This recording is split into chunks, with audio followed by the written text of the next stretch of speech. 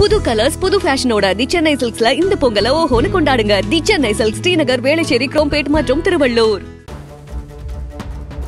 2028ஆம் ஆண்டிற்குள் India உலகின் 3வது பொருளாதாரமாக உருவெடுக்கும் என்று மத்திய நிதியமைச்சர் நிர்மலா சீதாராமன் நம்பிக்கை தெரிவித்துள்ளார். குஜராத் மாநிலம் காந்தி நகரில் உலக பொருளாதார மாநாட்டில் பங்கேற்று பேசிய அவர் 2047ஆம் ஆண்டுக்குள் $30 டிரில்லியன் பொருளாதாரத்தை இந்தியா எட்ட உள்ளதாக கூறினார். கடந்த 2014ஆம் ஆண்டு 15 கோடியாக இருந்த வங்கிக் கணக்குகள் தற்போது 50 கோடியாக உயர்ந்துள்ளதாக கூறினார்.